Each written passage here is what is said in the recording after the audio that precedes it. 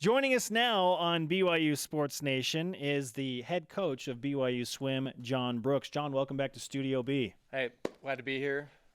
Love being here. Is this kind of like Christmas for you with the Olympics, being able to watch like the best of the best in the world go head-to-head in the same pool? Yeah, absolutely. You know, this is our time to shine. We only get our time every 4 years, I guess. You know, I wish it was more, of course, but every 4 years people care about swimming and just eat it up whatever we can to get a little bit of press, whatever we can do. Let's get the hard-hitting stuff out of the way. Is Clueless a great movie? Yes. Clueless, you remember it from the I've seen it. You know, I think if you're really bored and you got some spare time on your hands and you want to watch that show, I guess, you know. Or if you're a teenager. Yes or no, John?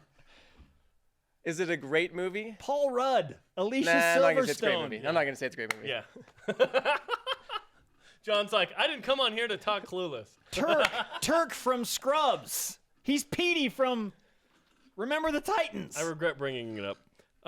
What Cougars are competing for a shot at getting into Tokyo in 2020? That's the real question we want to talk about. We want to go 4 years out. Yeah.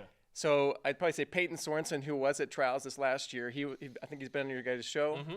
He was 10th in the 50 free. And I don't know how much people know about the Olympics, but for U.S., we're obviously dominate, so that's why people watch it. Otherwise, it's we true. wouldn't be watching in America if we weren't getting gold medals. But we only take 2 individuals per event, and if it's an event that you could be in a relay, you can take 4 and technically 6 because they can take 2 alternates. And he does some of the 50 and the 100 free, and he was pretty high in the 100 free, but he was 10th in the 50 free, so he wants it pretty bad, and he's got a couple of years left underneath his belt, so he's got a pretty good shot. And then same swimmer, Preston Jenkins is on our team. He's got a pretty good shot. He swims back, same events that Jake Taylor does. Then we have a couple of girls that were at trials, Ellie Thurnborough and an incoming freshman named Mariah Lindsay, who's from Washington. They were at trials, so those are the ones that come to my mind immediately. But probably nice. Peyton Soren has the best shot. Have you talked to Jake Taylor about his good buddy Ryan Murphy winning gold? I know that Jake, that's kind of maybe I don't want to say a sore subject, but just his nemesis. Yeah. But I think he's a fine competitor and an amazing competitor. But Jake, I think Jake's one of those guys that's like, hey, if I'm going to lose to somebody, I'm going to lose to the very best. Yeah. What's the most impressive thing about what Katie Ledecky and Michael Phelps have done? Well, to me, what the most impressive thing about Katie Ledecky is that she, before the Olympics, for me, I know that she's been amazing, but for the average American, Katie Ledecky, I've never heard of her before. Since the 4 years ago, she's actually broken world records after world records, and she's dominated from all the way from the 100 free all the way up to the distance event of the 800 for the women. So for her to dominate in every, in the past, you're either kind of more of a distance swimmer or more of a sprint swimmer. She can do everything. And when you watch the 800 free, which is either, I think tomorrow, she will dominate it she holds the world record, and she's broken it like 5 or 6 times in that event. Good grief. Wow. And her time is competitive enough to basically compete against guys. She is amazing. What is it about Katie Ledecky and Michael Phelps that make them so dominant? What do they do that none of the other elite world swimmers are doing? Well, some of it's just God-given talent. Michael Phelps physically is just a freak of nature. He's a fish. He has a bigger wingspan than most people. He's got, a big torso. But I think a lot of it is they don't like to lose, and their mental capacity and their mind game is just better. They can just do it. And I think that when you watch the Olympics, some sports you can see some of these gymnasts, or you can see it written all over their face. They're terrified and they're nervous, and they're on the stage for the first time, and they kind of crumble. It's the ones that just say, bring it on, bring it on. And we see that in every sport, one of the things that I think we have at BYU that kind of sets us apart, a little kind of hidden secret. You guys may or may not know, but Craig Manning. Oh, yeah. The big sports psychologist. And I think that those that don't just come naturally to them, the stuff that he teaches, that Michael Phelps, Katie Ledecky already have, just God-given mental strength to just, I'm going to beat you. I don't care what happens. Yeah.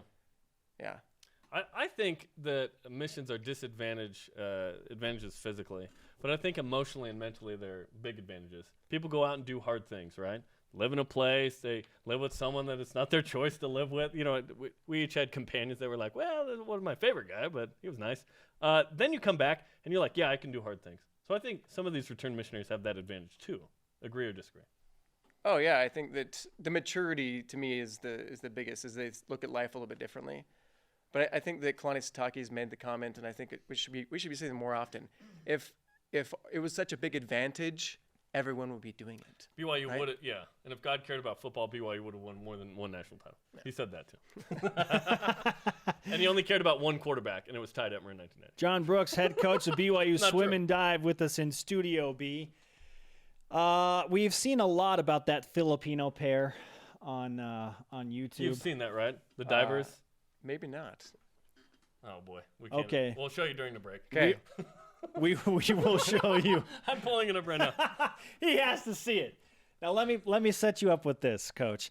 Okay, it didn't go well for them diving. Okay, and we want to know what you would say to these divers. Maybe beginning divers or swimmers. How do they get involved in the sport? Yes, to be good. What would you say to them after something like this happens? He hasn't seen it. And to explain.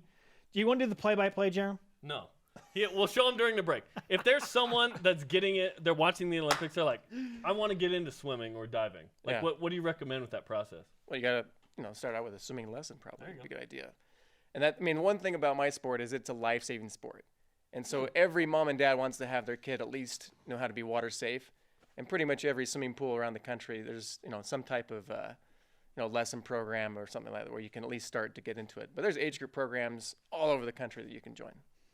Everybody support BYU Swim and Dive. I know you say like the Olympics are like our time to shine. How do people get more excited? How can we can make this more exciting and more available for people to get excited about? Well, so something that I've been trying to push is that on all the different sports media, like just like this show, is to maybe just do like a 30-second or 1-minute clip of the Olympic sports, of what's going on this week with Olympic sports. I know it's important to talk about this. We do it every day, baby. Yeah, and you guys do a great job. But the other things we don't want to talk about, there's other sports stations around here that aren't maybe as balanced, and because you're either a sports station or you're just a football basketball station. But I think for my sport specifically is that what I tell people, it's free. We have home meets, 4 or 5 home meets, 4 or 5 away meets, free, but you also get to come and watch guys and girls that are pretty darn fit in swimming suits. So it's a great, easy free date activity. That's my push. Awesome. And they might make the Olympics. And they might make the Olympics. These are elite level athletes. Coach, great to talk to you as well.